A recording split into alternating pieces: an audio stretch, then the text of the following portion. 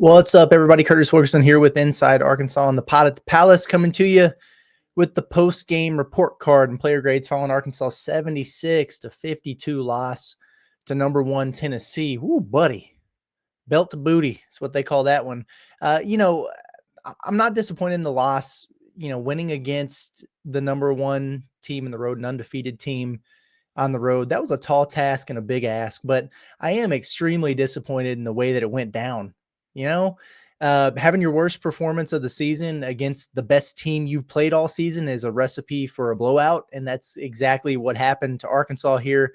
I was pretty confident that they were going to play well in this spot. I thought that they were going to cover this game. Felt really good about it. I never would have imagined that Arkansas would not be competitive in an opportunity like this. And they weren't, and I was wrong. So, one loss doesn't have to alter the course of the season. There's 17 more games left to be played here. But Arkansas certainly has to get a lot better in a lot of ways in a hurry to be a factor in this league, because there are no off nights. There are no tune-ups. There are no feel-good games to get back on track. It is real, and it's going to stay real from here on out. So let's get into our grades here, and we'll start with offense and defense. We'll move into the players. Offense, F. Okay. Now it is not lost on me that Tennessee is elite defensively, right? And that has to factor into the equation a little bit, but give me one reason to go any higher than that anywhere. Arkansas was bad in literally every statistical category offensively, all of them, every single one. Shot 37.7% from the field, not good enough. 6 of 29 from three, that's 20.7%, not good enough. 46.2% from the free throw line. Not only is that not good enough, they only got there 13 times. That's a tough sell. Only 9 assists. That's about half as many as they should be getting, in games at this point, and 15 turnovers. It's too many, especially on the road against a team like Tennessee that's going to make you pay for those. So, not trying to be harsh, I just don't know where else you're supposed to go with a grade in a game like this. Offensively, it was a big-time struggle for the Razorbacks. I thought they were on their heels. I thought Tennessee did a great job of dictating pretty much everything that Arkansas was trying to do. And then once you got into the second half, I actually thought the Hogs did a good job of getting into the paint a little bit, kicking out to open shooters, and it was just brick city in there. Miss after miss after miss. So a rough game offensively. 52 points is a season low for a team that's averaging about 30 points per game more than that coming into the year. Hell, as good as Tennessee is defensively, teams are still scoring more than that. Mid-majors have scored more than that against those guys. So a rough one offensively for Arkansas. Don't know what else to give them besides a failing grade there. Defensively, was tempted to do the same. I'll pass them, I guess. We'll go with a D here. But I thought Arkansas did some good things defensively. At times in there, they were really getting after it. Thought they did a good job of harassing Tennessee. They forced 13 turnovers at them. That's not a bad number. They blocked 10 shots. That's pretty good in terms of rim protection. And I thought they would have possessions there where they would force tough contested jumpers, which is kind of what you're looking for. At the end of the day, you hold Tennessee under 40% shooting. That's pretty solid, but you let them get off from three. They were 10 of 26, so they shot 39% from the field. They shot 39% from three, and they made double-digit threes. That's not great. You didn't contain their best player at all. In fact, you let him get off. Chaz Lanier, 29 points in this game. You let him get 10. You let him get 20 shots off. He hit 5 threes. Those were big no-nos going into this one, and he was able to do it. And then, 24 offensive rebounds allowed. That falls directly on the shoulders of the defense. You can play as good a defense as you want, but if you don't close possessions by securing a rebound, it doesn't matter. And that was the biggest sore spot in this game for Arkansas. And I think that bled over onto the offense, because they wound up getting, just 16 second chance points out of those 24 offensive rebounds. And you think, well, that could have been worse. Yeah, it could have. But what it did was make you defend another possession, another 30 seconds, gets into your legs a little bit more. So you wonder why Arkansas shot 6 of 29 from three. Some of it was because they weren't taking good looks in the first half, or they were settling. But in the second half, they were getting rhythm threes. Maybe they didn't have their legs underneath them because they were having to defend extra possessions so often. So rough stuff. Like we said, it was a recipe there for a blowout, and that's exactly what we got. But let's move on to the player grades here. We'll go through them pretty quickly. Boogie Fland, probably I'll give him a C minus here. It wasn't his best. He was one of two guys in double figures for Arkansas, but very inefficient again, against a high major opponent. Finishes with 12 points. So he was one of two players that reached double figures alongside DJ Wagner, but 5 of 15 from the field and 2 of 9 from three. Got to be better than that, right? Held to half of his assist average, only 3 assists. Now, a good job taking care of it. Only had 1 turnover in this game, when Arkansas had 15. So you have to take that into account. Zakai Ziegler won the matchup here, but I'm not worried about Boogie big picture. I want to see him be more efficient against the better teams as a scorer. I guess I would say he's just going to have to adjust to the physicality and what he's going to see night in, night out. Like, welcome to the SEC kind of moment for him here. Thought he had some good moments, but got to be more efficient moving forward. Mentioned DJ Wagner. I'll give him a B minus. I think he was Arkansas's best player in this game, in my opinion. He looked like he was up for the challenge. He scored the first 7 points of the game for Arkansas, led the team with 17. He was 50% shooting from the field, 6 of 12, only 1 of 5 from three. Thought he took some that indicated why he was a low percentage 3-point shooter last year. Some of the shots that he would take last year wasn't getting a lot of those catch and shoots. Maybe it was hurrying some of them. I think that reflected in the performance there. 4 or 5 from the free throw line, so he nearly doubled his free throw attempts on the season. So it was good to see him get there a little bit. Wasn't his best defensively, but I wish they would have just stuck him on Chaz Lanier and said, "Hey, dude, don't leave him." Right, as opposed to doing so much switching and everything. Thought that DJ was physical enough. He belonged on the floor in this game. Needs to rebound a little bit better. But I don't have too much to nitpick him about, because I think he was one of the few guys that brought it in this game for the Razorbacks. Guys who didn't bring it, John L. Davis, man, was good to get him back out there. But I got to give him an F in this game. Looked like a guy who hasn't played in nearly a month. I get it. But like, as much as I would like to keep giving him some benefit of the doubt and encourage patience, like, we're in SEC play now, and Arkansas has to start getting more return on its investment here with Nelly. They do. I mean, it's a guy who is ranked number 1 in the transfer portal. Now, that doesn't mean that I place the blame for the issues here squarely on him. I don't. I know he's been injured, right? I know that he's behind because of the time that he's missed in practice. I know that the chemistry isn't there with his teammates because of the time that he's missed with them on the floor. And I know that's a tough thing to overcome, but between your Hall of Fame head coach and a player who has the accomplishments, the track record of success throughout a long career that Nelly Davis has, going scoreless and only getting 4 shots up in 25 minutes ain't going to cut it. And if that's going to be the norm for this team, they're going to have a hard time getting to and doing anything in the NCAA tournament. He has to be one of your better players. He has to be a positive. He has to be a consistent contributor for Arkansas to do the things that we were hoping to see him do this season. And, it's tough to miss time like he did and then come back and get thrown straight into a road game against Tennessee. But you know what? That's the situation that he's in, and Arkansas's got to find a way to get more out of him here moving forward. Adu Thero. We're going to go D+, I think, for Adu. Cal said it himself after the game. This is probably like the second dud that Thero has had this season. He's been great.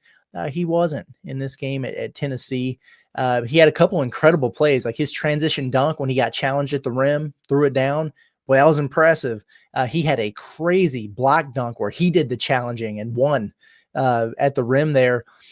But at the end of the day, you just can't have your leading scorer held to 6 points and going 0-4 at the free throw line. You can't have that. Never really found a rhythm in this game. Only got 7 shots up. Was held to a third of his scoring average. And it's also not lost on me that his defensive assignment had a 13.18 rebound double-double. I mean, it just kind of is what it is. So, thought he had some moments, but Arkansas again, uh, you can't have a game against a team like this where you have so many of your key contributors play poorly. When you do, the results that you got today are what you're going to get, right? Jonas Adu, man, we'll probably have to throw a D his way as well. Just not the homecoming that Jonas hoped for and that Arkansas needed. He got a foul within the first minute of the game on a moving screen. I thought he was playing a little bit conservatively after that because he didn't want to pick up a second. He eventually got it and forced him out of the game for a while. He no-showed, for Arkansas in the first half pretty much entirely. He had a brief stretch with a couple baskets in the second half.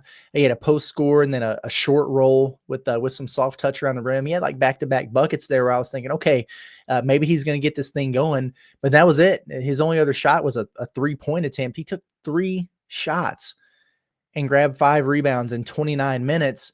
You got to have more than that. He did have 3 blocks. He had a couple steals. So he impacted the game in some ways there, but we're talking about a preseason all SEC big man here. And I get it. Like he was under the weather earlier in the week and, still trying to find his rhythm, find his place and everything from coming back from that injury. And that sucks, but you're in SEC play now. And, Arkansas's got to have their dudes live up to expectations and produce for him. And he wound up getting outdone by his replacement at Tennessee in this game and by his former teammates in a spot there. And I know that's going to stick in his craw a little bit. Maybe they'll get to see him again in the SEC tournament. I don't know. But at the end of the day, he finishes with what he has, 4 points, 5 boards in 29 minutes, in a game where Arkansas really, really got crushed on the glass. And he's the guy who's supposed to be leading them in that department. Trevin Brazile, we're going to go with a D here as well. That's kind of the case for all of these guys in the post, the forwards. Igor Milicic, he was leading Tennessee in rebounding, like 8.2 per game. But he had 6 offensive rebounds in this game. That's more than any Razorback had total, right? He had 18 rebounds in this game, and that's more than Jonas and Big Z and Trevin and Thero combined. That just can't happen. Trevin has been a better, more aggressive, more physical player this season for sure. But in facing the most aggressive and physical team in the country, I think it kind of served as a reminder that there's still levels to this, right? And when Thero wasn't on Igor, Trevin was, so it was a little bit of a non-factor on the glass. He finished this game with 2 points, only took 2 shots. They were both threes. So he made a couple free throws. And 2 rebounds. So a little bit of a non-factor on the glass when Arkansas really needed him in there. Dealt with foul trouble. He had 4, so he was in and out throughout the course of the game. So just a rough one. Tough outing for him. Carter Knox. I think he was better than John L. Davis in this game. Did a couple good things, but still struggled. I'm going to go D+ here. He did knock down a couple of threes, which is good. He needs to continue to do that for Arkansas. I think all 4 of his shot attempts were from 3. Yeah, they were. He was 2 of 4. But man, to be a, 6'6", 220-pound SEC wing and not grab a single rebound when you start the game and play 17 minutes, that's tough. That's tough. Hell, Zakai Ziegler's 5'6" running around out there. He grabbed 5 rebounds himself. And when that's the biggest black eye in the game, you look at it and you think, who's going to stop the bleeding here? And Cal mentioned, that sometimes you got to have bodies on bodies, which means your forwards have to box out. They got to find Milicic. They got to find Akpara. They didn't, but you have to do that. And then your guards got to get in there and help you rebound. And that, the bulk of that falls on your wings, right? So guys like Nelly Davis, he only had 2 rebounds. And Carter, as a big physical dude, an athletic player, and didn't grab a rebound for you. I thought Tennessee had him sped up offensively at times there and had him out of rhythm. But he did knock down a couple threes. Defensively, he was lost out there. First play of the game, miscommunication on a switch, gets backdoor, gives up a layup. I felt like a majority of Tennessee's points throughout the first segment of the game there were kind of as a result of some miscommunication or just some confusion there with Carter. At the end of the day, Carter and Jonell can't be net negatives for you on the same night. One of them's got to be going. And that's especially the case when one is a top-ranked transfer and the other is a McDonald's All-American freshman, right?